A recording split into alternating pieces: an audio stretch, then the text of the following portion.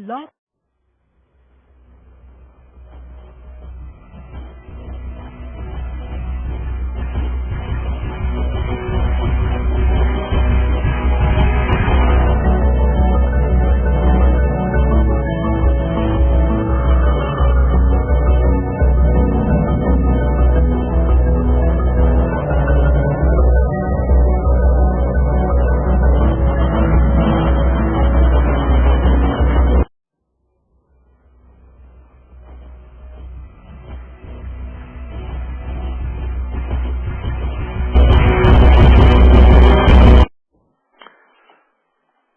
Hey everybody, this is Peter.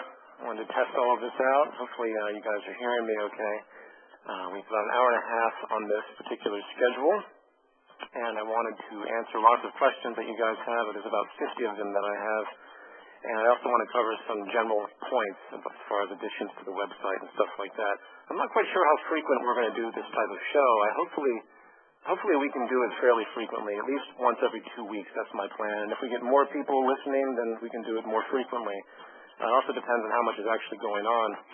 First, though, I want to thank everybody tremendously for the Zeitgeist Day work, because it really went well. I had great feedback from everybody. I really appreciate everyone out there doing what they have. Not to mention the moderators and admins and the forum and on the site, making the site look good. It's really come along. So hopefully I'll have more time to interact as things move forward. One part of this radio concept is to do just that, so I can actually, talk to you guys. Eventually I'll have you guys call in. I'm not going to have any call-ins today, so if you're looking at the number for the call-in, don't worry about that. I'm not going to do that right now. I want to cover all these questions first. So first of all, I spoke to Jacques and Roxanne, and they're also very excited about this, and I'm going to have them on next time, most likely. I'm going to give Jacques the forum to give any kind of lecture that he wants and discuss any particular topic. He's got so much amazing information. You get him started on a tangent, not a tangent, but you get him on a topic, and it's just unbelievable what you can learn from him. So I want to try and maximize him as much as possible, and Roxanne. There's just a wealth of tremendous ideas and information, far beyond anything that's been communicated thus far. It's almost never ending. So that's a big thing. New website sections. I want to talk about that real fast. We have a projects page that's been thrown up, and I'm sure you guys have noticed that. And essentially what we're going to do is we're going to have different projects designed for anybody that wants to interact with them. And I think we'll have a representative forum section for this as well. The first team, so to speak, that needs to be focused on is the communications team. And this is going to materialize in a few different ways. One, as a general example, I'd like to get Jacques back on Larry King. I don't know if any of you are aware of this, but he was on Larry King about 4 times. Excuse me. He was on Larry King about 4 times when he was younger, and Larry King got much larger, and now, he won't really pay attention to Jacques, because Jacques isn't, in his mind, world-renowned, and that's unfortunately how Larry King operates. But I think if we were to bombard Larry King with emails and phone calls to the station and bring up Jacques, who knows, maybe Larry, since he knows who Jacques is, might bring Jacques back on. That would be a tremendous thing for the public to be made aware of Jacques again, because he actually, Jacques is becoming much more well-known again, especially in the States, where his lack of audience most dominantly was in the States up until recently. So the communications team will deal with things like that. We'll basically have an arsenal of people that are willing to go out and communicate to networks. Say, for example, we have someone that gives extremely negative feedback to our work. Then we'll have, negative feedback to the work to the extent where it's basically false and they're lies.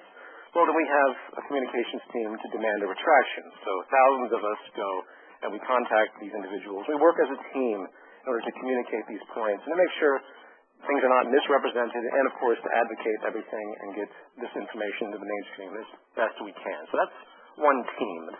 Basically this is an extension of the interdisciplinary team concept. The second team would be a technological team, and this is something I want to talk about more specifically with those of you that are engineer-oriented, those that have worked in science. And even if you haven't, you just have good ideas, because it's really a matter of creativity. For instance, if you look at the world, forget about the monetary issues at hand, because unfortunately when it comes to invention, most always think with a narrow view of what's financially possible. If we move beyond that and start to look at society from the standpoint of what's just simply possible based on resources and technology, we can begin to devise creative systems that, would be profound in their effect if they could be implemented. For example, I had this concept that all packaging that's ever sent to anybody, whether it's a mail order or coming, any type of packaging, obviously we get boxes and things like that. And as most of you know, packaging is very gratuitous. It's products that are still used, like styrofoam, they don't degrade. Packaging companies don't give any regard to the environment. Say, for example, you had a universal packaging system where all materials used in packaging were not only recyclable, but they were incorporated into the household to the extent where, just like you used to have incinerators, we used to have incinerators in apartment buildings. Well, they don't have those anymore, at least not that I'm aware of. But the chemical compounds of the packaging would be designed so the person in the household could break down the packaging immediately, and there'd be literally no waste. And it could be reduced so substantially that it's designed like that. So in an advanced society, all packaging that's something's mailed to you, for example, a box is mailed to you, you take whatever's out of it, and you take the box and you put it into this so-called incinerator, but it isn't an incinerator. It's specifically designed universally to handle the breakdown of this material. Things like this, these are things that you can think about and just come up with solutions that no one thinks about because they don't see the larger picture. Things that will make our life a lot easier. For example, packaging in general, technology in general, and the construction and enclosures that we have. For example, a computer. You tend to get a computer, you replace certain components of it through time, and then eventually you throw the whole thing out because it's completely outdated, primarily due to planned obsolescence. Well, in the future, compartments of, universal compartment structures that enable all elements to be taken out and replaced and upgraded over long periods of time would be the most logical and the most resource-preserving method we could think of. So, for instance, you have a computer, and instead of having such a complex array of materials, of parts in the system, which often require you to take it somewhere, which is, of course, by design. We have all these sub-industries that exist to continue profit for servicing things. You see this in the automotive industry. This type of concept where you have a universal enclosure, and all products are designed this way, where all components are interchangeable. You take them out, you upgrade the element that needs to be upgraded, and that's it. The enclosure itself can last virtually forever, or at least a lifetime. These are the type of things that, if universally implemented, you'd see a dramatic ecological shift, not to mention ultimately it's just a reduction of waste.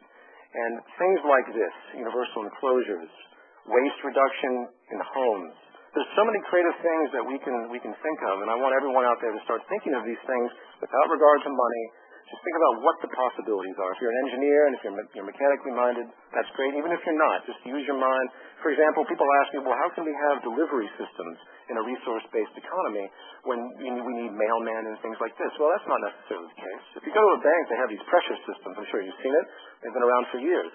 There's no reason why you couldn't have an entire system where you have pressure pipes, I'm not sure of the technical, vacuum systems, where all items can be packaged accordingly to work in these systems, and they're sent out from central distribution, and they pop up in your area, if not in your home immediately, without the need for any type of delivery person whatsoever. You say that to a normal person, of course, they say, oh, that's impossible, that's just too expensive. Well, that's because that's the frame of reference they've come to understand.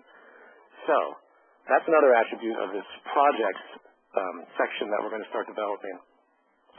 One small thing about the site, before I jump to the questions, is third-party sites. We have a lot of third-party sites, and a lot of them doing tremendously good work. A lot of them, of course, are getting a little splinter. We have people that are doing things that are a little far beyond, I think, what's applicable or relevant, and that's a difficult thing to collar. And I'm really excited to see so much interest ultimately. But we're going to set up a third-party links page for all of those other movement sites across the world, New Zealand, and a lot of these groups are doing tremendous work. So we want to represent that, but we're also going to have to deal with the legal problems of some of these sites and some people that are doing things that are beyond the scope, or they're overriding, the Venus Project. They're presenting their own ideas to an extent where it's completely detaching. Things like this. These are problems that we will deal with, but it's not really that big of a problem. I think everybody out there just means well, and they're excited, and I think that's fantastic. So for now, I want to jump into these questions. And there's a lot of them, so hopefully I can get through all of them in the time that we have remaining.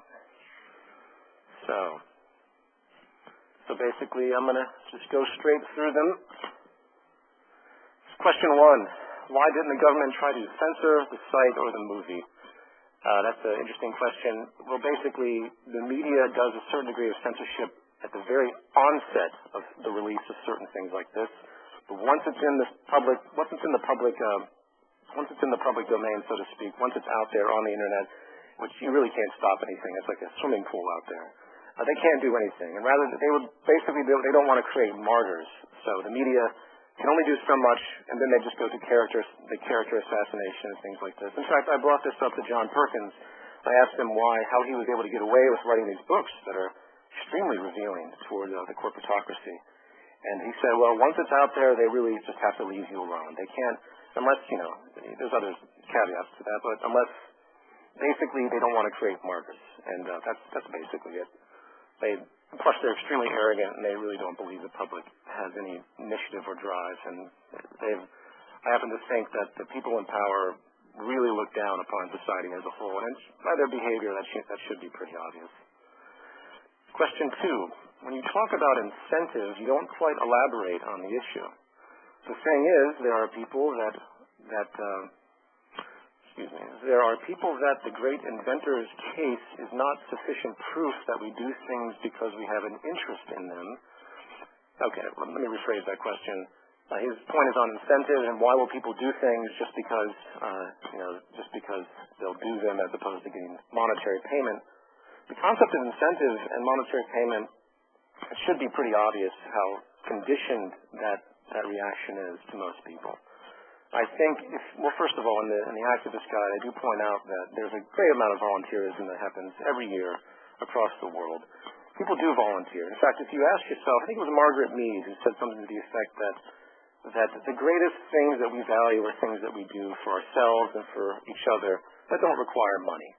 And in this advanced system, the stress will be relieved so much by what technology has to offer, coupled with the reduction of all of the nonsense that we deal with on a daily basis today, from taxes to insurance to all the monetary creations that really create noise in the system that make our lives very difficult. Debt. So the implication was such that eventually humans will transcend this need for constant reward. They will not only understand that their contributions to society are in their own best interest, not because of financial gain, but because of the fact that the only way that society can be maintained as in a peaceful balance, is for people to realize that the society as a whole has to be an integrated, happy, so to speak, working, functioning whole. If there's depravity across the world, it's just going to come back home to roost eventually. You can't have this detachment of society. So eventually, my point is, I'm not explaining this very well. My point is that the value systems will be updated to realize that the integrity of one individual is only as good as the integrity of everything else around us. And that's not philosophy, that's just legitimate. And I think that's a major step in the way people will think about things in the future. And they'll do things because they realize how important it is to do things. Not to mention that most people actually will not need to engage in the type of labor they do today. So people can have a lot of freedom, and then when they do contribute to society, it's that much more worthwhile. So I think that the idea of incentive in the monetary system, unfortunately, we've been conditioned as such that we really think we need reward. We have ego, too. People believe that they are original in their creations, when in reality it's all an emergent culmination. It's all a constant evolution of information built upon information. If I was to invent something, it's really not me inventing anything. It's the whole of society inventing. I would just happen to be that particular vessel that invention came to be. And not to mention, whatever I did invent, eventually it would be outdated and transcended and improved. So there's no singularity there. So I can't elaborate on that enough. I think incentive in the monetary system is a colossal distortion, and it's actually a very negative thing. I think people will do things because they want to contribute, and it will be rewarded to do so. Some people don't agree that children are born without greed, and they interpret their survival instinct incorrectly. Do you have any recommendations on some research that has been done in this area? Greed is definitely a created phenomenon. It is not natural. Naturally, we need to eat and things like this, but greed is a different level of this need to consistently and constantly acquire and want to preserve someone's integrity and the sense of ownership and things like this, apart from other psychological neuroses. Greed is, the entire system is based on greed, so how people can't see that as an environmental condition, I'm not quite sure. One thing I'd like to say very quickly on that, and I think I denote this in the presentation manual, is that before World War II, the consumption was half of what the consumption is today. We have been conditioned to buy more and more and more. Why? Because, as I point out, it's cyclical consumption. You have to have a culture that constantly wants everything. Otherwise, the whole system would fail, and this creates a tremendous distortion. So that's what I would have to say about that. And Jacques Loeb is a great example of someone who went into these concepts of instinct, for example. I think Jacques Fresco actually commented this in New York. Jacques Loeb said, instinct, what is this? I want to know what the reasoning is. You can't give me a word like instinct. It doesn't mean anything, and it's true. The concept of instinct is a religious notion. It's a possession idea, and I make that point also in the presentation. So I think that's worth moving on. But anyway, Jacques Loeb, if you go to archive.org and type in Jacques Loeb, you'll find a lot of his works. They're very old now, because there's very few people that have picked up where he left off, but they're very tremendous. I have a few of them. Number 3, what does Peter think of Richard Dawkins, Sam Harris, Daniel Dennett, and how they tackle the matter of religion? I like Dawkins, Harris, and Dennett. I think they all have their contributions by all means. Everyone does great in some areas and does less in other areas, and I think these guys are fantastic. I happen to disagree with Dawkins to a certain degree on a different level because he rejects behaviorism from what I understand. And I can't quite get my head around that. I've read his books, and I don't particularly identify with his worldview as far as that. But I appreciate all of them and what they're doing by all means. Number 4, why was money invented? Money was invented because of scarcity. They had to have some way to distribute goods and services to people, and they knew how difficult it was to make the goods and services. So basically they had a reward system for those who contributed labor. So if you performed labor, you got money, and therefore you were deserving of getting other things with that money. And of course, since money is an invented game, the manipulation always falls into the power of the banks. So you can't escape the corruption that is generated. Doesn't matter how much legislation you do. The monetary system now is extremely degenerative, and I shouldn't have to go into all that. I think that's been covered repeatedly. But the answer is scarcity.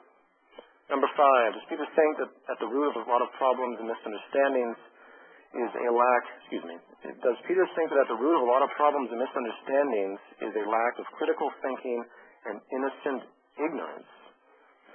Well, I would have to say yes, by all means. Innocent ignorance, I think, is an interesting point.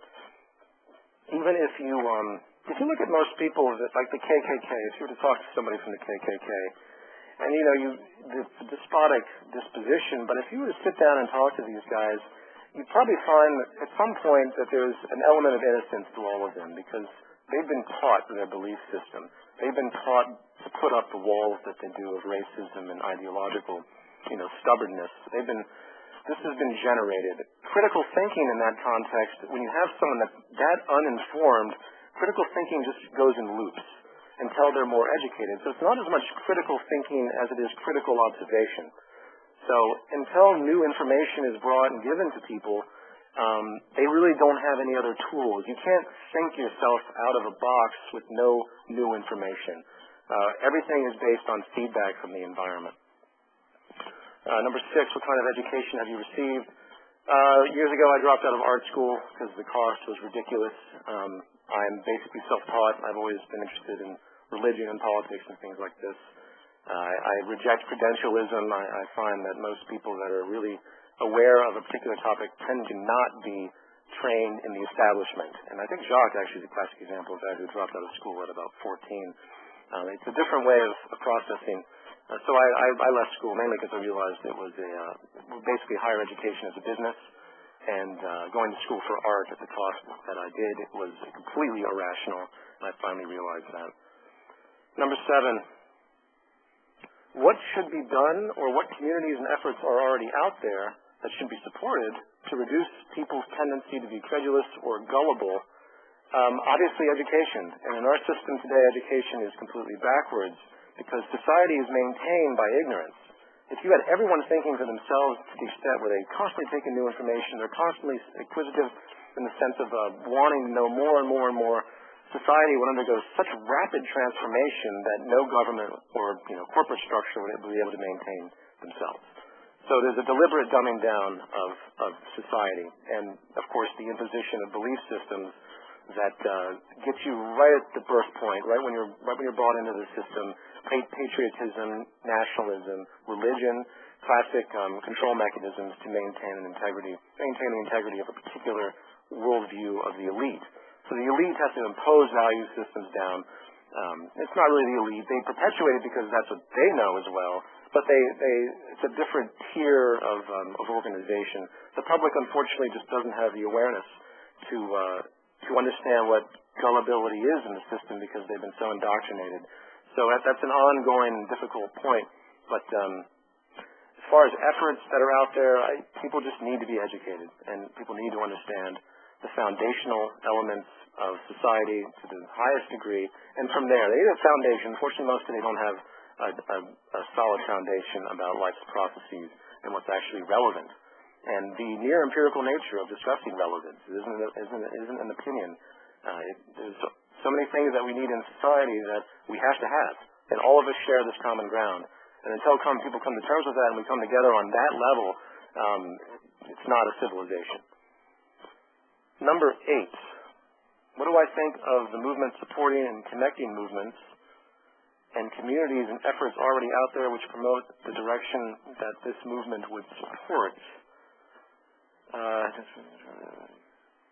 Sure. So the question basically is, what about other movements like green movements and things like this that are basically in line? Well, I really, for example, the communications team I was talking about earlier, I can't stress enough the need to pull in Greenpeace, to pull in other organizations that seek a better world and get them to detach from the, I would have to say, naivety that they currently have.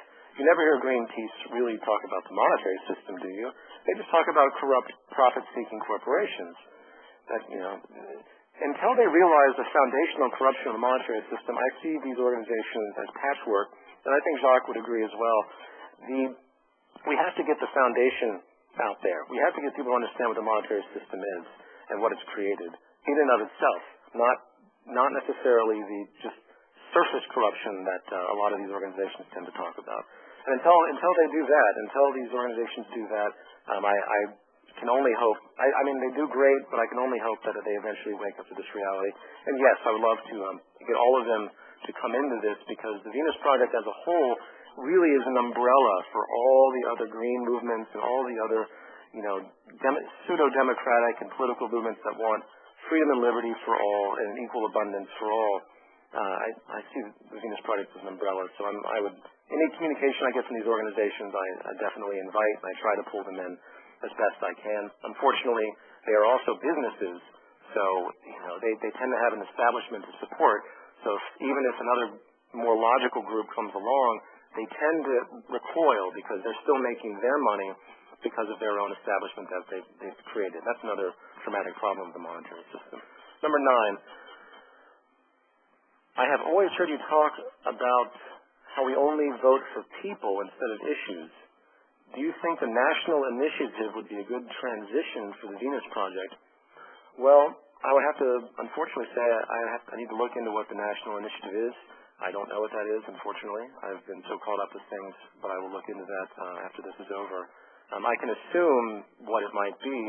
Basically, when it comes to democracy and voting, as I denote in the activist orientation, there really was never a democracy, because in order to have a democracy, a true democracy where everyone participated would be insane in the current lack of education environment, so to speak, because everyone's value systems are so astray at this point in time. And this is a touchy subject, and I'm going to talk about this more so, I think, as other questions move forward, as I believe there's another one similar. But essentially, as far as democracy is concerned, people's contributions are related to how society actually functions. So In this society, there's no reason for someone to vote for taxes because taxes don't exist. There's no reason for particular legislation for many of the things that we think that we need to have participation in. And unfortunately, if you look at the way society functions now, democracy is a complete illusion, and it always was. In the new system, democracy is basically a contribution to the technical processes of society on multiple levels. I go through this in detail in the activist video. And essentially, you contribute into the system. It's picked up initially by a computerized database that can understand what you're asking. Let me quickly elaborate on that. Let's say, for example, you have an invention. And as I said in the manual, industry and government are the same thing. Because there's no reason. All any larger organization has to be is an organization that provides the goods and services for the people and oversees the environment. That's all government is. That's all it would ever need to be. Everything else has been manufactured on top of this simplistic reality.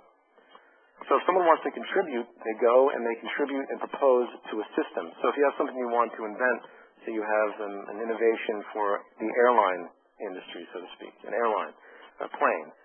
So you would input this new proposal into the system, and the system would be intelligent enough to say, well, you know what? The materials that you're proposing were actually tried in 1975, and we came to realize that it couldn't stand this particular dynamic, so it had to be replaced with a better material. And based on our current calculations, and because the computer system understands the database, understands everything that's out there, it can immediately give you feedback about improvements to your product that you're trying to invent. It'll say you have a design for a wingspan. Well, the system will say, well, based on the general laws of aerodynamics, we would recommend that you did this, this, and this. And if the computer, in its feedback, sees that what you're proposing has merit based on what's currently in existence, which is a logical technical process, then it's submitted into the system and it moves forward. And this would go in the same type of logic for any type of so-called political idea, even though there's no such thing as politics.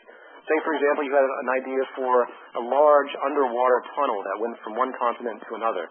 Well, the computer system would understand the gravity associated with the water pressure. It would understand what could be built and what couldn't. It would understand problems with the tidal shifts in construction, about how difficult it would be, how long it would take.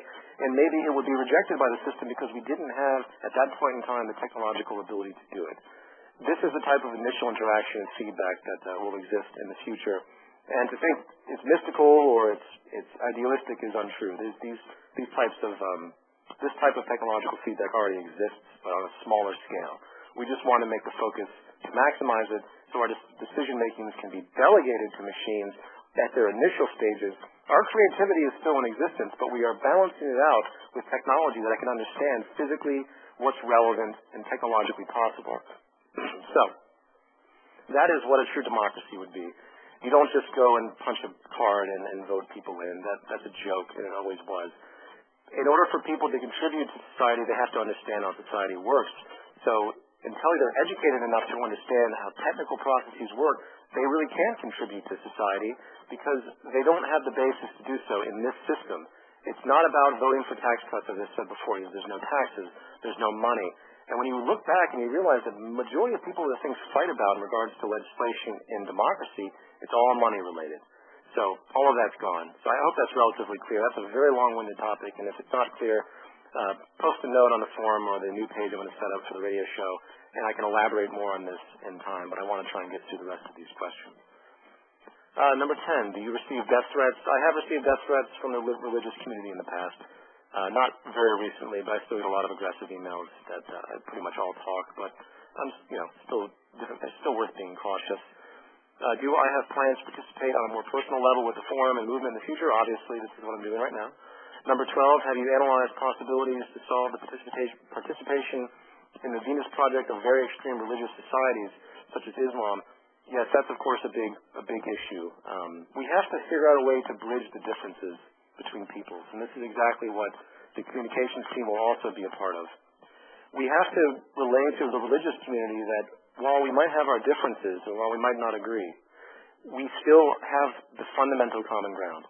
We still need air and water and shelter, and we still want amenities of life. We still want the resources available. We still want, everyone requires the same basic needs. And until that's met, there's no point in even worrying about so many other things that people talk about today. So as far as the religious community, my approach is common ground at this point. The way I presented part one of Zeitgeist 1 was very direct and very stern. And while I stand behind all of that in my sense of communication, I do have to retract slightly because I realize that, telling people they're wrong is really not the way to go when it comes to communication. They have to realize for themselves. You can't tell people anything. They have to realize it for themselves through information, and that's an important thing. Islam is now surpassed Christianity. Islam presents some very severe problems to society on a larger scale. I'd say Islam, based on the pattern, and not to mention these UN resolutions that are coming out, it's really scary what they're trying to do. I don't know if you guys are aware of this, but the new anti-blasphemy resolutions by the UN would basically make my first film illegal to some degree, depending on how the respective country chooses to react. So these are big problems. Everyone should have the right to criticize anything and everything at all times. Islam is a very problematic religion. I'd say it's the most dangerous out of all the religions. Its very doctrines are of the highest form of arrogance. Islam could be the religion of peace. I meet different people that do different things, but I would have to say that if you read through these books, if you read the end of the Quran, it's extremely negative. So it's definitely a barrier, but it's my hope that people will see the common ground and they'll begin to look past the religious disposition. Very easier said than done, yes, I know. Number 13, in a cybernetic world, hackers would be the biggest problem. Did you or Jacques design, excuse me, it's strangely written, have we designed solutions to deal with hackers? Well, yes, redundancy is the solution to everything. In our current system, there's not enough money to create the type of redundancy needed to really make a humane society. For instance, I'm sure many of you heard about that plane that took off from New York, I believe LaGuardia, and hit a flock of birds, and then the plane crashed into the water because they knocked out both of the jets. Well, in an advanced society, you'd have redundancy. You'd have 2 more engines easily. You'd have multiple landing gears. You'd have first of all, everything would probably be computerized. You wouldn't even need a pilot. You'd have 7 different autopilots. One goes out, there's 6 more levels of redundancy. In this system we have today, redundancy is simply too expensive because everything is made to be bought and sold. In the future, we make things to last and work. Big difference in the approach.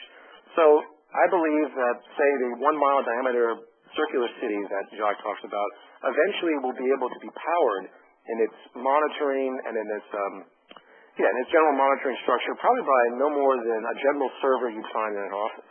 The size of it isn't the issue. So at that level, if there's any type of problem, you have immediate redundancy, probably up to 5 or 6 levels.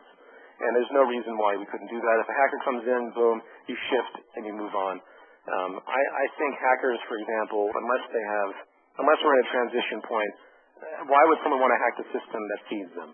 What's the gain from that? So in the larger transition, the motivation for such things will really not exist because there's nothing to gain. And the horror generated by society of such actions will really degrade anybody that's motivated to do so. And this is one of those conditioning aspects that I think will move forward. But as a quick answer, the answer is redundancy, and that would be throughout everything in all walks of society. Number 14, what is your position about global warming? I see conflicting information on global warming. Obviously, the governments have been using it to their advantage financially. The corporations have these tax credits and things like that. If they cared about global warming, you'd have a fully subsidized electric car on the street right now. They don't care. I really don't know. There is some form of change, but I haven't had a chance to analyze everything to the extent to make a concrete decision. I see nothing but pure conflict between one side and the other.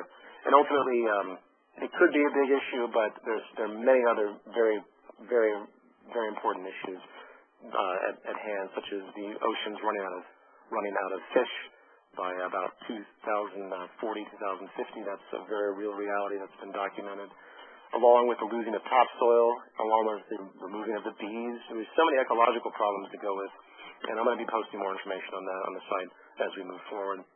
Number 15, would we implement a global disarmament? Global disarmament wouldn't be legislated. It would be realized that there's no point in having these weapons anymore. The only weapons that society needs are weapons to to counteract things that are a threat to all humanity. So if you have a meteor or an asteroid heading towards the planet, yes, you have to have something to take that out. You have to figure out something. So armament wouldn't be against the people. We have to create a new culture where there's no reason for everyone to be scared of each other. And in a world of scarcity, this has been dominant. Moving out of the world of scarcity, you'll see a tremendous reduction in crime because there's no reason for it. So, no one's going to be forced to give up their guns and all of this. But the idea and reasoning behind it will fade because that's just how logic works and that's how conditioning works. Number 16, how would people refrain from being lazy? I think this goes back to the incentive point. Well, I would first of all say that most people's lives have been stolen from them. You're born into this system. You're thrown into education, which really our educational system is about 200 years old at a minimum, actually much longer than that, but it's based on the industrial era. Education is really terrible in the structure. I don't even know where to begin with how absurd the method of education is. But be that as it may, once you get into higher education, you're in as I said, a cookie-cutter processing plant because your focus is on the job. Suddenly that's your purpose. I'd say most people I meet really don't care for their jobs. They really try hard to believe what they're doing represents them in some way, and they get into it.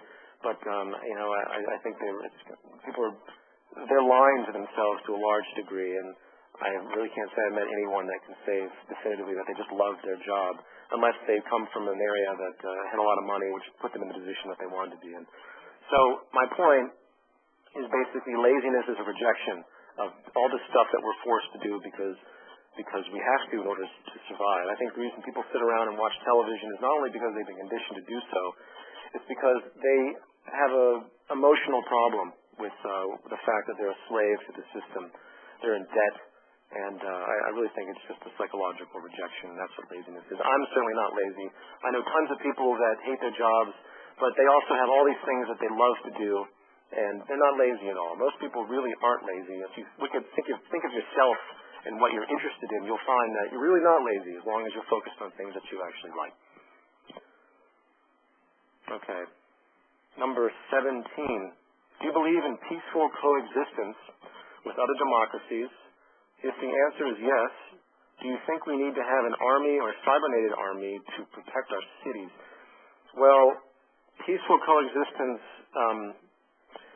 we can only hope that, say, when the first city is built, that it would be welcomed. But in the age of false flag terrorism, in the age of obvious CIA that runs errands for its corporate constituents, as John Perkins points out, it would not surprise me in the least if a first city was built and it was blown up and by covert interests of other governments. It happens. It always happens. It's always happened. So to think that it wouldn't happen in something like this in order for an establishment to be preserved, a financial establishment, well, I think it very easily could happen. So I believe that the first city would need to be somewhat protected, probably to a certain degree. I think you would have to have some kind of protection to make sure that these types of things couldn't happen. It's unfortunate in the transition that we have to do stuff like that. But I think that's the only logical way to think about it. We have a long way to go as far as moving this culture into a different way of thinking. But I believe that it's the only transition possible. Either the world learns to work together or we're going to destroy ourselves. And that's really the end of it. Soon we're going to have nuclear warheads in space if we don't already. World War III is not going to be it's not going to be survived by that many. And considering how many armaments there are out there and that we always end up using them one way or another, it's very scary to think about the type of wars that could be coming. Not to mention, by the way, the use of technology for the war industry. And I was made aware of an article today that basically was talking about the Pentagon making fully autonomous cybernetic machines to kill people. And this is an inevitability. And this is something that we have got to stand up against immediately because this is just the worst use of technology we can think of. This is what gives technology a bad name. So this is another attribute that I will be talking more about in the future is, we have a race against time on multiple levels, both economically, ecologically, and of course against the establishment, which can use this technology against us on a large scale. So something to think about. Hopefully I answered that question well enough. Number 18, what about the New York Times 9/11 comment? was misquoted, and then actually it's funny, when I read that, I didn't even think about that comment. When I was talking to a reporter very briefly, I mentioned that I didn't focus on 9/11 anymore because I said my piece and I'd moved beyond it, or whatever he commented on, and he just stuck it in there, and it made it sort of sound like I was detracting the whole thing, and that's absolutely not the case. I talk about false flag terrorism all the time. Number 19, what are your plans for this movement if the country falls under the role of martial law as a designed outcome from the rioting which would ensue from economic collapse? That's, of course, a very, very important question. Basically, the numbers need to be powerful in this movement to the extent where the standing armies literally can't compare. And this is a dramatic thing to say, but it's very true. I believe there's about 1.1 million Army personnel in America. I can't remember how many police there are. But if you considering how many people are on this planet versus the brainwashed people that work for the establishment, and some of them mean well. I'm not trying to put down the military. These are people that have been conditioned into their value systems, and it's not their fault. Same with the police. But once enough people are able to come forward with a unified direction, there's no way that the establishment can find enough people to walk against it. And this is an important thing, and why numbers are so important, why we need millions and millions of people that are not only involved in a general sense, but also able to be active in an immediate sense. So if there was ever a march on Washington, it wouldn't be just a couple 100,000 people; it would be millions. And this is the kind of thing that we're set to create, not only in America but throughout the world. And that's the whole point. It's, as I denoted in the film, it has to be the largest mass movement the world has ever seen. You have to get people united in a common goal. And once you do that, the elite and the powers that be and the military are so small in numbers that, first of all, they'll feel extremely uncomfortable going against people of such numbers. So this is the only way to combat that. There's no advocation of violence at any point.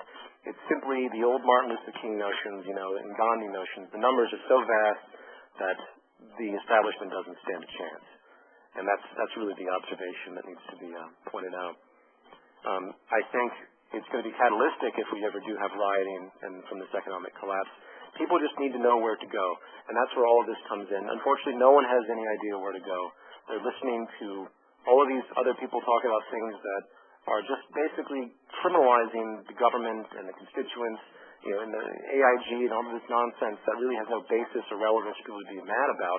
What they should be mad about is the establishment itself. And until we get that awareness out there and for people to focus on what the real change is, moving forward in a common direction for all humanity, as ambitious as that sounds, really that's the only end that we can hope for, and the problems are never going to go away otherwise. So in answer to that question, we need to get to everyone as fast as possible, especially those that are upset. If you meet somebody that's been recently unemployed and they're talking about the banking system loosely and they don't understand what the mechanisms are, please communicate to them what the real central mechanisms are, about how the whole system is a contrivance designed to periodically fail, and it basically works to the benefit of the upper echelon of the corporate and governmental elite. And it's a continuous cycle that's been going on for a long time. We can't handle this cycle anymore. So things like that. I'll try to post more information on that as far as communication, talking to people in the future. Let's see here. Number 22. Do you have any plans for a communication strategy which will deal with people with antisocial affiliation? Actually, I'm sorry. That was one I basically touched before.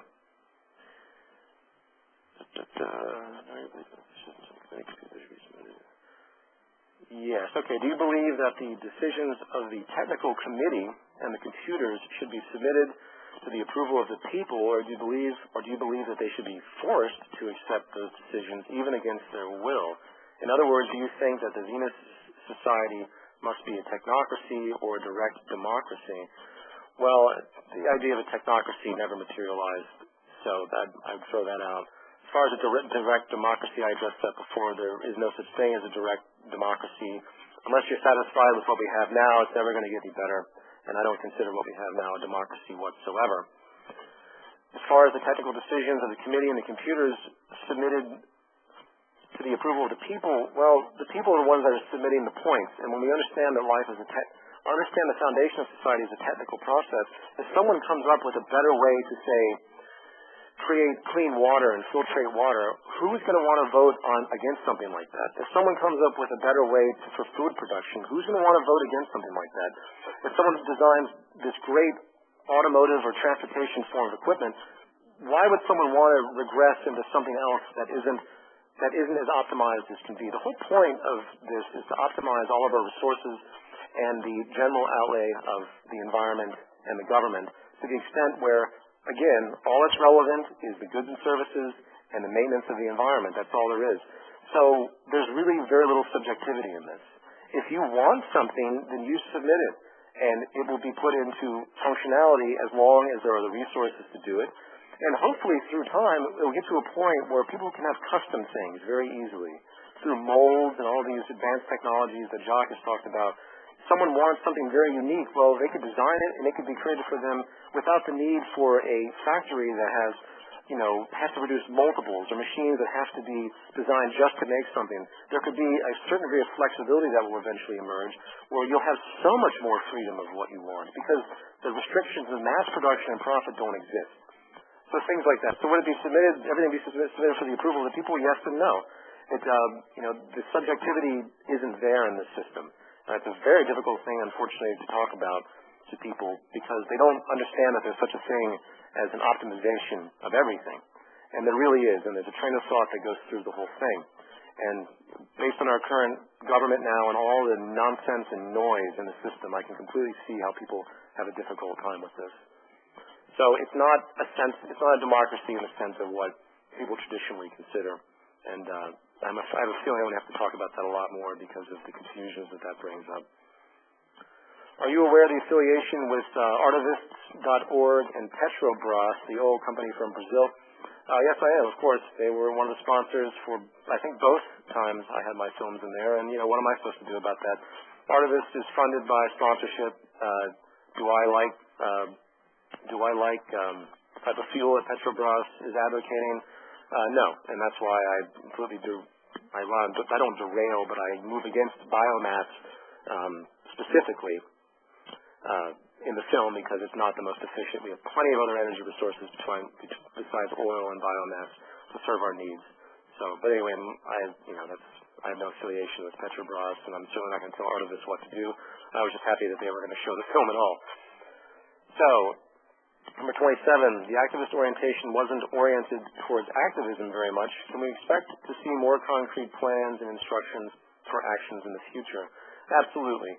One context I'm going to have for this on the projects page is what I'm going to call hi-fi and lo-fi activism. Hi-fi activism is the activism that we're talking about in the most advanced forms of the Venus Project where technology is used for the betterment of society to its highest degree, where money is eliminated, where we don't have to worry about all of the problems that are generated by the need to compete and create scarcity. The lo-fi would have to do with things that we need to do now. We have tremendous ecological problems, so we have to begin to collar proactively what's happening. I want to refrain from extreme patchwork. I get a lot of people that email me with whole new social designs that are based on the monetary system, and to me that's patchwork. If we're going to make any form of transition, it needs to be out of this system entirely. However, that doesn't mean we are just going to ignore the problems of society right now. People do need to speak out against, the nonsensical resolutions of the UN. They do need to speak out about, draconian legislation. They do need to speak out about everything that is a problem, and that's another form of this. But we have to always present the larger picture. We can't have, this idea that the basic idea right now with most patriots and most activists is that they attempt to return to something that never existed. They think that there's some place, some ideal of America that apparently existed, and it never really did. And you have all these guys talking about this in the sense that if we can only get rid of this and that and return back to something, and it's not forward-thinking, it's not progressive, and that's really what our biggest advocation is. But we are losing topsoil. The bees are a problem. We have to discuss the environment. We have to get people proactive. That's why I'd like to pull in more regional activist-oriented groups, more regionally oriented groups, more conceptually regional-oriented groups, if that makes any sense, such as Greenpeace and things like that. So, yes, I'm working on that, and I apologize I haven't had more to do with that. I really just want to get the overview out there for public consumption, and that's what I've been trying to do with all of this material thus far. Number 28, do you feel economic collapse is something which will inevitably happen, and if so, how soon? Yes, economic collapse will come fundamentally in the form of technological unemployment. And I find it interesting that no one talks about this to this day. Technological unemployment is the nail in the coffin. It's not going to go away. Even if there's extreme financial limitation, you're always going to have scientists persevering with new technology. And the question is it going to be used for the betterment of society, or is it going to go to the Pentagon? And this is a very important point. Regardless of that, the breakdown of society, of course, with the depression that we have now, with the extreme rising unemployment, with the constant job losses, is only going to be compounded by the technological unemployment of machines replacing human labor. It's a collision course with technological unemployment, and it's one way or another we have to move out of the system. It's either we move out of the system or they deliberately withhold technology just to keep people employed, which is probably the most ludicrous and irresponsible disposition that we can have. You don't give someone a handheld, screwdriver when they have options to use an electric screwdriver just because you want them to work more hours. It's insanity. Technology will free people eventually. Either they'll be completely, in other words, technology will create more free time for people one way or another, and that'll come either in two forms. Either they'll be on welfare and have no jobs, or they will be free in a new society that has used technology to the highest advantage to free humans of repetitive human labor, to create a new system where the technology is really the Emancipation Proclamation. Our slaves are the technological machines, and humans do not have to be concerned with these issues anymore. The focus of society is to create the technology to relieve us of problems, whether industrial or management-oriented, such as government and things like that. So, to answer your question more definitively, the economic collapse is going to happen one way or another through technological unemployment, and that's that. It doesn't matter what they do with the banking system. There's nothing that's going to stop this. People are not going to have the jobs, therefore they're not going to have the purchasing power to buy things and support the industries that initially replaced them with the machines to begin with. Number 29. I have some concerns regarding what was mentioned in the orientation film. I think making a lot of things automated is a good idea, but what about occupations that people enjoy, like doctors and auto mechanics and farmers? Do you think that they'll just give up their passion and let robots take over? I see a move toward dehumanization in the Venus Project, especially in decision-making. Well, first of all, dehumanization, I can't see how that word is relevant. What we're doing is using tools that we've created to free us and make our lives easier and improve our performance. No different than a calculator or a set of eyeglasses. If wearing a pair of eyeglasses is dehumanizing, I don't think that makes any sense. Machines are extensions of us. If people want to be doctors, first of all, there's always going to be innovations that we're going to come up with initially. The machines don't magically come up with things. We interact with the machines to get the best possible feedback. So if you, let me say like an auto mechanic. The auto mechanic isn't just going to be an auto mechanic that takes out springs. The auto mechanic could be someone who engineers new automobiles. It would be a new level of activity for human thought and creativity. If people want to, say, be a chef, for instance, if you want to cook, well, that's great. Then do it. You'll have a kitchen to do it. If you don't want to cook, then you can have automated systems make food very easily in a highly advanced way. These are things that people will do what they want to do, and they won't charge money for it. So say you want to open a restaurant, you love cooking, especially the transition. There are people I know that appreciate this. Well, first of all, you'll have what you need. You don't charge money to do it. You do it because you want to do it. And that's really the question. If you want to do it, then the conditions can be made for that to be done. As long as it's not, retroactive to society, obviously, and there'll be no grounds for that as time moves forward. Let's see here. Yeah, and the same thing goes for doctors. Doctors would not just perform surgery. They would be constantly researching. Basically, the role of humans are in the process of research. We are constantly researching and seeking new innovations. That's really the next level. And then we have the machines take over once we come up with new ideas and decisions, or decisions that are arrived at. There's a lot of tangents I could go off on that, but I'm not going to at this point. Number 30, this issue of no property sounds like communism. People like to own things. It has nothing to do with scarcity. People like to personalize their vehicles. I don't know. I'm not a fan of letting other people drive my car. I see exactly where this guy's coming from, or he or she is coming from. First of all, no property does sound like communism. That was one of the tenets of communism. Unfortunately, communism existed in scarcity and maintained all the attributes of a normal economic system, basically, apart from certain general, broad attributes. But because it existed not in a vacuum and had the pressures from the external world, there was no way communism even had a chance from the very onslaught. Communism was designed to free the proletariat and the labor class, and basically they didn't do that at all. It did not work because they didn't address the source of the problem, which was resource management and the need to create abundance. The idea of property itself comes from a primitive worldview of protection needed in order to protect yourself, in order to protect your belongings so they don't get taken because of the scarcity in the environment. Property is not something that people appreciate. They don't really know what they're talking about if they say they like their property. What they like is the idea of these things being theirs, and that's that. And there's no reason why that idea can't exist in the future, but on a much more balanced level, where people have access to everything, so therefore the idea of property has no basis. Because everyone can get something, and then it becomes more strategic because things produced don't have the multiplicity, so everything is shared to the extent where resources aren't wasted. Property is a very big problem psychologically for people right now, and I completely can relate to that because people want to protect what they have, but that's really it. It's an outgrowth of scarcity. It's not that you're restricted from having things. That's not it at all. It's the fact that everything is made available, and it can be done. It's not that everyone owns one of everything. It's that everybody shares everything. There's no reason to have a whole parking lot full of cars. There's no reason for a lot of the wasteful things that we do in order to keep this economic system going. I can't stress the fact that property is an outgrowth of scarcity. It is not something that, in this system in transition, people would say, oh, I like my things. Well, that's because they don't know anything else beyond that. They don't even know the luxury of not having to deal with a lot of the stuff that we deal with. When we move, it's a nightmare. I've reduced what I own substantially. I can't stand property. Christmas, I refuse gifts. I don't want any more stuff. It's just pointless to me to have all this stuff that people hoard and keep in their basements, and it's just a waste. It's unbelievable.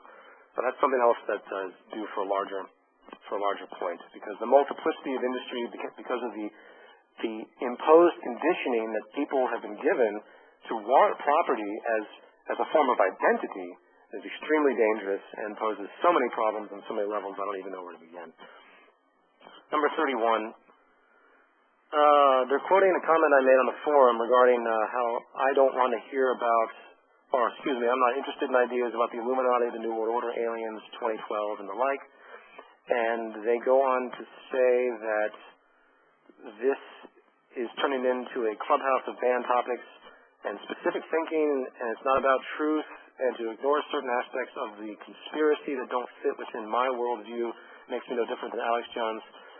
So I have to ask, is this movement about truth, or are you implementing the New World Order? Well, first of all, the reason I point out those points is because they don't do anything. They don't do anything. It does nothing to sit there and tell somebody that there's some ruling elite of secret society Satanists that want to dominate the world and assassinate a great majority of the world population. Even if that was true, which it isn't, even if that was true, it does absolutely nothing. What are people going to do? They're just going to run around with their head cut off looking for invisible enemies. The reason I don't talk about metaphysical or conspiratorial things on that level is because I want to focus on what will actually create positive change. I want, if you show people the light as opposed to the dark doesn't even matter anymore because they'll have a direction they can march through to. And that's really the most important point. The greatest form of activism isn't the constant exposure of corporate and governmental fraud and, all of the things that have been going on since the dawn of civilization in this scarcity-driven world that we live in. We're really barely out of the jungle on this planet. The real activism comes from giving the solution, having people identify with that solution, and then moving forward with that solution. And when that becomes powerful enough, all of the little secret society groups and all of the so-called elite, they'll be trampled because they have nothing. It's such a small vicinity of people that think in truly despotic ways. All they have is the military and the police, and that's something that we'll eventually have to get to next.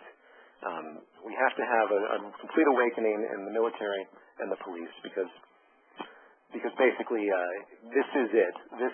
They're the ones that have been conditioned to move against the people, and if we can get to them, it's over. The establishment's over. So that's another thing for a larger topic.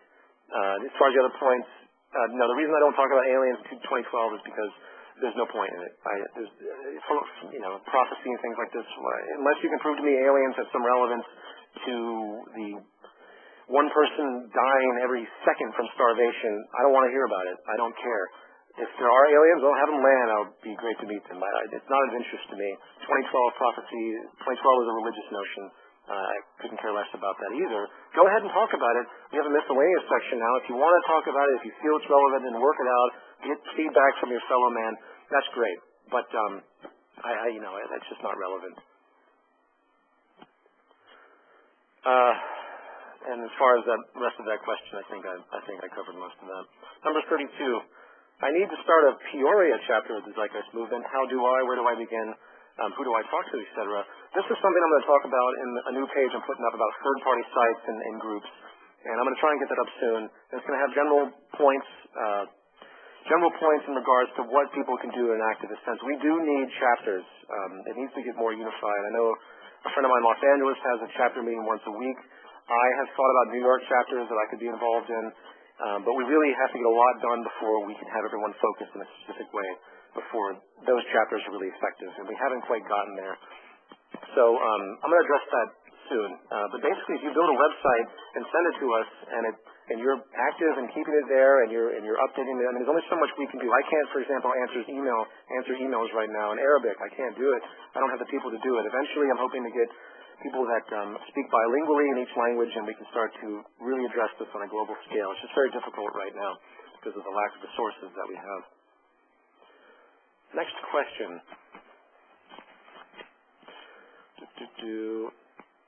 There's a lot of controversy over the Siemens logo at the end of Zeitgeist Addendum. That is supposed to be more blurred than it is. The reason I kind of kept it in there to begin with is because I wanted people to know it was Times Square, and that's a very predominant banner, or whatever you would call it, billboard in Times Square. So I kept it in there for that. But I guess looking back on it now, I guess I should have blurred it out a little bit more. Number 34, Peter, what is your take on the straw man conception? You know what? I'm sorry about that. I haven't had a chance to look into what that was, so I'm going to circle that right now and check that out. I'm going to have to move past that right now. Number 35, what about guns? There may be people interested in the Venus Project who still want to keep their guns. Is this something that will be allowed? What about hunters? Some people are very passionate about that, so I think guns would have to remain in the picture. Well, I think guns overall, legislation against guns is not going to help anything. They just go underground, just like anything that has legislation against it. So my hope is that eventually people would begin to shift their worldviews away from anything denoting the use of guns, and even hunting. That's a very primitive thing that we're doing. They might enjoy it now, but if you look at how vain and horrifying it is, unless you're hunting for food, which really isn't necessary in the system, that's one of those transitional points that will need to be dealt with. As far as general gun usage, people aren't threatened. They don't have a need to want to protect themselves. Everyone has a reason for what they do. That's just the reality of it. Would guns be outlawed? Absolutely not. There's no laws against anything. At least in the transition, obviously, there would have to be something like that. But in the highest state, people would have an integrity of the system. And if there is a problem, then people come together and they figure out a solution immediately. You don't just call the police. It's a different different way of looking at each other in the world. Let's see, number 36. Did you approach Jacques or did he approach you? I saw a film called Future by Design by William Guzecki, and I was intrigued. And then I sent an email to William thanking him for making the film, and then he forwarded it to Roxanne, and Roxanne emailed me, and then they invited me to visit, and I went and visited, and I was blown away by his perspective, and that's basically how it happened. Number 37, did the Holocaust really occur, or was it a lie for Zionists to get Israel? I've been to Auschwitz. The Holocaust obviously occurred. I've seen, the videos that came out after that. There's a lot of strange conspiracy notions and all of that. What I will say is that the Holocaust has been used as an excuse for the Jewish government of Israel. I say Jewish in the sense of the nationalist origin, not religious or race origin. So just because I say these things doesn't mean I'm anti-Semitic. They've been hiding behind that forever, the Zionist culture in Israel, and they use it to their advantage. And they basically used it to get Israel itself. That's a geopolitical strategy and with support from the United States. But all of those conspiracy theories, I don't care for that. Obviously, it happened. And like any event in history, it's used whatever geopolitical advantage can be come up with. So that's for other people to look into. What can the young people who do not have land or money do to start ideas such as self-sufficient housing? So the question is, if people don't have money, what can they do to create more self-sufficient means? There's a lot of things that people can do on their own accord to reduce the complexity of their life and to be more considerate of their environment. I have a great book, I don't have the name of it in front of me, and it goes through all of the different solar panels and everything that people have used. And for example, there was a simple person out in the Midwest who had a trailer, and they hooked up to a windmill and a solar panel, and they were completely off the grid. Granted, not everyone would want to live in a restricted environment like that, but it depends how dedicated you really are. I live in New York. I'm limited as far as my options living in an apartment.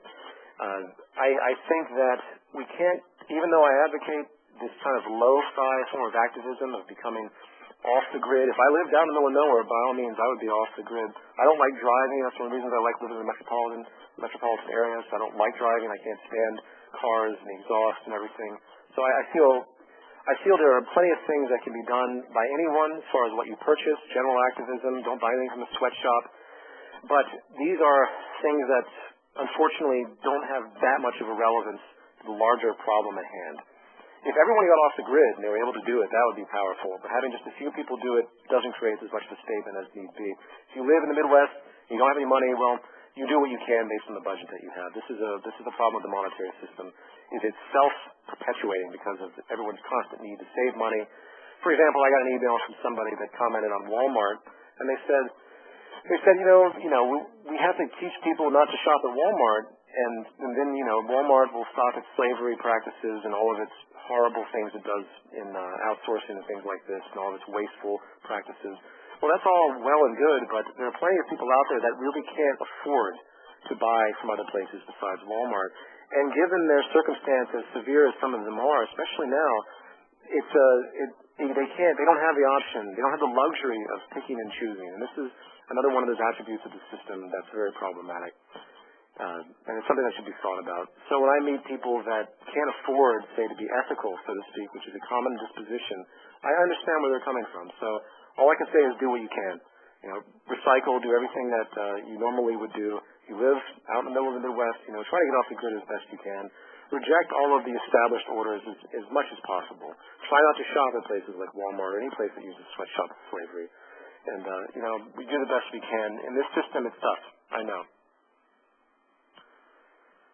Number 40, if the education system we are taught, let me rephrase this, the educational system, we are taught that all the same thing instead of individualized teaching will be, it happens. Sorry, I don't quite understand this question. I'm going to have to skip that question, I don't quite understand it. Number 41, as a point of discussion in the spirit of being happy with being proven wrong, I quite welcome you extending the absolute power corrupts absolutely quote into absolute power corrupts absolutely only in a system where corruption is rewarded. Yes, I would have to say that's a great comment. I think I said that at one point. Power has to have a reason. Power has to have a reward. The whole definition of power is control over something, and the only reason anybody would want that type of responsibility is if they had something to gain from it. So absolute power, that old notion, it's actually in Zeitgeist 1. In the context of the monetary system, it's absolutely correct, as I'm describing the banking system. World government by the banking elite, which is basically slowly being set up as this breakdown occurs. It's one of the positive attributes for the banking system itself is this larger restructuring. Will be absolutely horrifying because all the mechanisms will still be in place, except you'll have a total control over the distribution of money, which basically controls everyone's lives. And there's a big difference between that and a resource-based economy. Huge difference. So, giving a team of an interdisciplinary set of teams, the power to orient the society is very, very different from a group of elite that make money off of the corporations that perpetuate the system through the economic structure. Very big difference. So I hope that's expansive enough. I would have to change that and say absolute power corrupts in a monetary system because the entire basis is differential advantage. Number 42 is the method of implementing the Venus Project to start to build a city in Florida first as a guinea pig, or trying to spread the Zeitgeist ideas to the whole world and go for the whole globe to mobilize it. Obviously, we have to start somewhere. In order for the system to really work, it's going to have to be a global system because that's the highest optimization of the planet's resources. But that's way down the line. That's a very difficult barrier to overcome. If the first city can be built, it could be used as a testing ground. It could be used as a research center, a very large one. And if it could happen, it would be used to show other people what's possible. You'd bring in world leaders. And you'd say, you guys are suffering from the same cycles over and over again. And hopefully we'd find leaders that eventually can move out of this idea out of the primitiveness of their current position. Because I think once anyone realizes the merit of this, they should really eventually come to our side. I can't see logically, unless people are being extremely irrational based on dogmatic dispositions and traditionalized notions, how anybody can move against this concept. I could easily debate anybody when it comes to technical processes, or discuss anybody. I don't like debate. I like to try and discuss with people, but unfortunately, the climate is such everyone likes to get one up on each other. The logic of this institution is without parallel, and the movement is going to have to happen one way or another into the world working together. Otherwise, the wars will just continue and such. So anyway, to answer the question, it's basically going to have to be both. We have to start somewhere, and the first step is really education, which is why Jacques and Roxanne have advocated a new film beyond my budget. I'm trying to get some larger people to do this, to show what lifestyle will be in this system, to get people to say, wow, that would be great, let's do that. Things like that. Number 43, are you a Manly P. Hall fan? Not particularly. I got some information sourced to him for the first section of Zeitgeist 1, and I believe in regard to astrotheology, but beyond that, I have no association with him. I know he's one of those guys that are the kind of right-wing conspiracy nationalist religious cultures throw in the group of Freemasons and stuff like that. And I've noticed that they try to associate the movement in my work with some of these more esoteric individuals just simply because I have a source to them, as though just because I have a source to them I support their ideology entirely. That's obviously nonsense. Number 44. Peter, are you or Jacques aware of the risks that may have a high level, excuse me, let me rephrase this, it's written oddly. Are you aware of the risks of artificial intelligence, specifically a level where machines make complex associations, more complex associations than us? Some say that machines will wake up or discover things we can't assimilate and dominate us with that knowledge. In the New York presentation, I had a little montage of Hollywood films that denote this very idea, and it's a fantasy. Of course, the computers will have a higher associative capacity. That's what their role is. It's our decision to decide what machines do. For example, as I mentioned earlier, the Pentagon is working on autonomous robots that can make decisions, see enemies, and kill at will automatically. This is an example of technology used for the worst. It's up to us to decide what the technology does, and if we program it to have such processes, well, that's a big problem. There's no reason to assume that the inherent nature of intellectual reasoning and logical deduction and artificial intelligence would naturally gravitate to some type of domination. That's our own superstitious projection. That's our absurdity and fantasy. Number 45, what do I think of the TED Talks, and should Fresco try to attend? Absolutely. The TED Talks are really good. I always kind of appreciated the people they had on those. And there was an email campaign actually to get Jacques on TED, and TED responded, and they were very booked up until I think 2 years or something. So that's something we'll keep on the back burner, and I'll definitely have a note on that when we get into more of the communications aspects, where I talk about people trying to get Jacques back on Larry King or any type of major show. TED would be a great one as well. 46. Are you familiar with the wildcat banking that occurred when Andrew Jackson was president? Oh yes, of course. The banking power isn't going to change.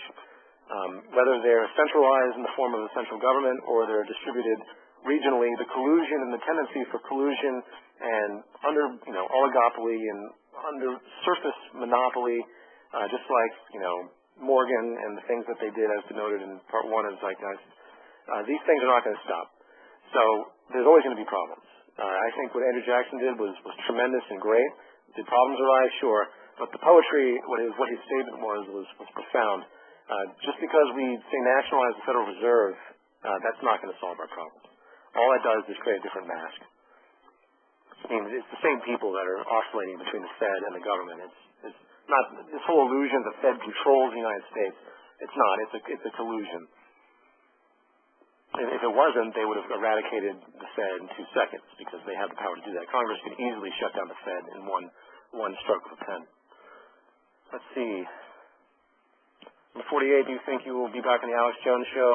Only after a full retraction of all the nonsense that he stated about my work in the interview I had, not to mention the days following, where he and Jason Burmis, like Beavis and Butthead, they sat there and just derailed everything. And I just couldn't believe the propaganda that came out of their mouths without any information whatsoever. Alex actually said that the Venus Project was related to the Venus stars, the satanic Luciferian cult. If I see a point-by-point retraction and apology from the Jones camp, sure, I'll go back on the show. Whose idea was the interdisciplinary team? That's, of course, Jacques' idea. He had been talking about that, and I think that's a tremendous point. That's really what all governments should ever be, interdisciplinary teams, ever rotating, working with computers for the highest optimization of resource management and industrial production. Would you mind stressing to Zeitgeist Movement supporters of the importance of organizing collectives as opposed to just relying on you for direction and action? Well, absolutely. The problem is a great majority of people that are very excited about this don't seem to have a full grasp of what all the tenets are. I get the emails, everyone seems very excited, and it's great, but there's a lot more clarifying that needs to occur. People really need to go through the activist manual and understand it thoroughly. They need to understand the nature of the economic system and to be able to talk about it very proactively to the extent that I do. I believe that we need to have regional people working independently. This is the nature of it. I don't want a centralized construct, but the information has to get out there some way. We shouldn't have other groups asking for money and things like that at this point. That's very problematic because people who are new to the movement will get confused. And I can't keep track of everything. So, when I talk about third-party links and sites and things like that, I'll address that more specifically. But absolutely, we need to organize collectives everywhere. And that's contingent upon how informed the people that initiate those collectives really are. Because we could get some splinter groups that really go in a completely different random direction. And it's already happened, actually.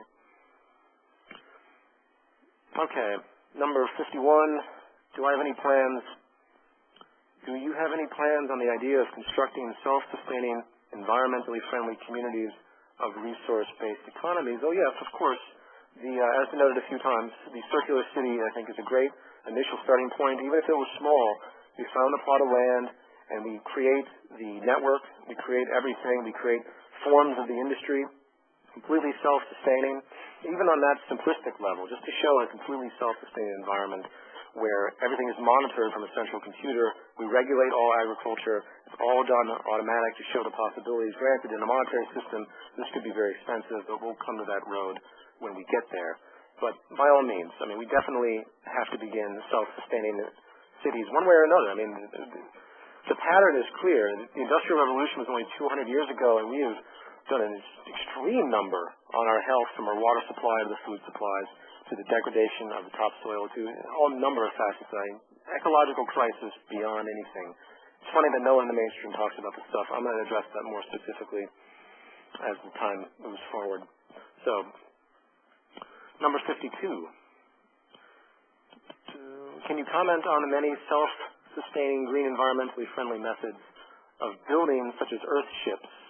Yeah, there's a lot of great creative things happening. Earthships, someone mentioned that, I believe, on the in the New York event, and there's so many great ideas out there that have given the initiative, and that's why, for example, in the technology section that I commented earlier on projects, this sort of engineering section, one of the points we can have is not only thinking creatively about new innovations, but how to deal with the problems we have now.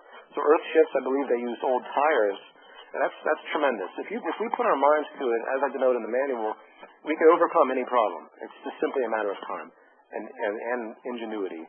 Once we get rid of the monetary system, then there's no stopping it, because in this system, you have to have money in order to resolve any type of problem. You won't have resolution to any type of problem or conflict unless money can be made from it. So, and that's a tremendous drag on our progress. So absolutely, anybody that has ideas like that, we're going to start a whole section for stuff like that, because it's so proactive and so creative. And the whole thing really comes down to our creativity. Number 53.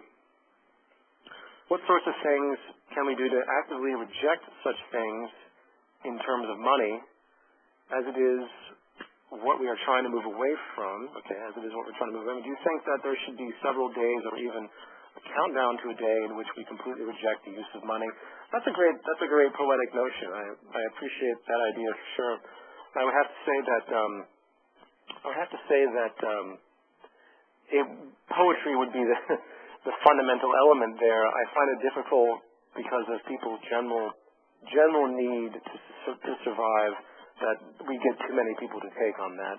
But you know what? I think in times such as maybe the next Zeitgeist Day, which, by the way, I'm going to try and do a much larger event that's all day, where it's not only a presentation of such, there'll be conferences, and it will maybe have a multi-tiered building where different attributes can occur.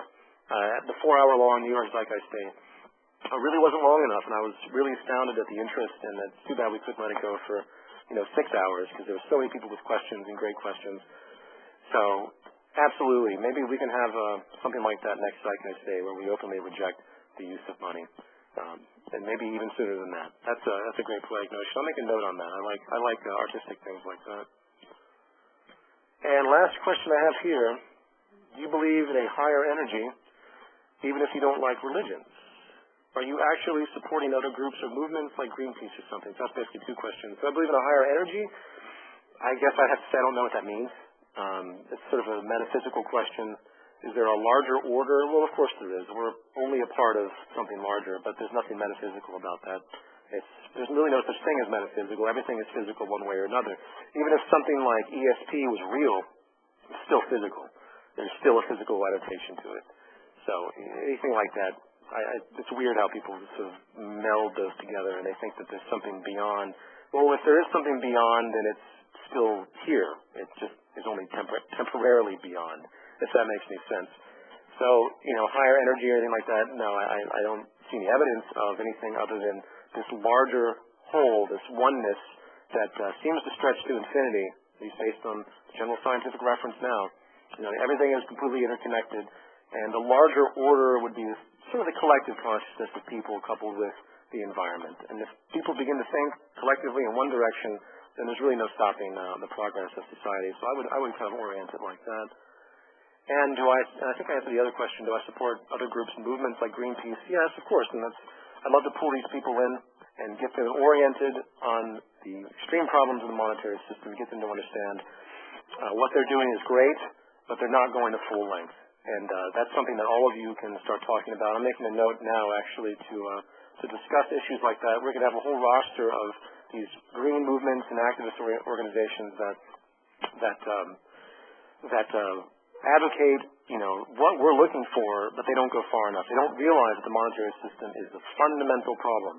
They don't realize that there's no way they're going to obtain, ethics in corporations, because corporations are simply not rewarded for ethics. So that's a dramatic realization that all of those groups need to come to terms with. And that's it for the general questions right now. I don't think I missed any. I think there's some more that I couldn't get in time, but we're going to set up a forum just for questions. I'm going to have Tank Top has been doing a tremendous job. And by the way, I want to thank all of you, all the moderators, the administrators that have been helping with this tonight, because it's really going well, and I really appreciate everybody's work on this. It's really, really fantastic to see so much interest. And we get larger projects going. Don't worry, we're going to have much more going on. It's just finding the best way to organize it from the ground up, and that's the most difficult thing. Something like this that we're doing is really has never been done before, and I think it's important people not fall back on the idea that it's too impractical or it's idealistic. We have to begin to see that this is really the direction. This is the means, and as I believe, the means is the end. So we begin orienting everybody in the specific train of thought, and everybody will fall in line eventually, because as far as I'm concerned, there's really no other option. Hopefully it won't take 50% unemployment to turn people around. Hopefully we won't get to the point where we're suffering such dramatic ecological problems where people are going to have to pay $10 for a bottle of water because of the scarcity. Hopefully we won't get to that point. But if we do get to that point, our fundamental disposition has to be to communicate what the positive goal is, and that's what we should be doing. I can't stress that enough. Stop worrying about all of these issues, these minor things, Obama, and all of these problems, all the ridiculous legislation you put into a stimulus package. There's so many problems that we do have to deal with, but don't get too caught up in that. Let's inform the people of what's possible moving forward and get their head around this particular concept. If we can just do that with a few million people, then we're way ahead of the game. Because once they see the light, they have somewhere to go. And I can't stress that enough. That's why I don't talk about conspiracy elements anymore, because all it does is scare people. And I'm not interested in scaring people anymore. I didn't intend to scare people to begin with, but people do need a sense of understanding what the possibilities are, both negative and positive. But if you stress the positive, it gives people that much more motivation to move forward. So I really appreciate a lot of the other people out there that are activist-oriented, but when it comes to hate-mongering and war mentalities out there, people have radio shows and stuff like this, please take caution when you whatever they say. And always remember, by the way, too, all of the activist groups out there still have their establishment to preserve. They all take massive donations. They all have all of these things that make them very immobile, very immutable. They can't change because they have all these people supporting their organization. Global warming is a great example. You have all of these scientists and these huge sects of research facilities that are dedicated to this, employing so many people with so much money. It gets to a point where they want to believe in global warming because it's supporting an entire sub-industry. And that's another dramatic danger that people fall into. So if you have somebody that's eventually wrong, but they have a massive industry, so they still promote the wrong ideas, because they're making money and supporting themselves, they can't rationalize themselves out of their predicament, so they continue to perpetuate the same falsity. And that's another, self-perpetuation of this system is another important attribute. And I hope that was clear. I apologize, I'm a bit tired today. I hope to be more thorough in the future. I have about 2 minutes left, and basically I'm going to have these attributes of the projects thing is the big thing I wanted to announce. If I didn't answer any of your questions, please, I'm going to get typed up to make a new forum section just for the radio show, and we'll do that. I didn't advertise this show either, but the next one, which I believe will be Sunday, I'm trying for Sunday, or excuse me, not this Sunday, but next Sunday, and then we'll do it every other Sunday, and if we get more interest, we'll do it once a week, depending on how much feedback I get. So, I think that's about it, and I really appreciate all of you listening, and I just got my 90-second cue to shut this down, so I'm going to play my exit music, and I'll talk to you guys all very soon, and thank you all very much.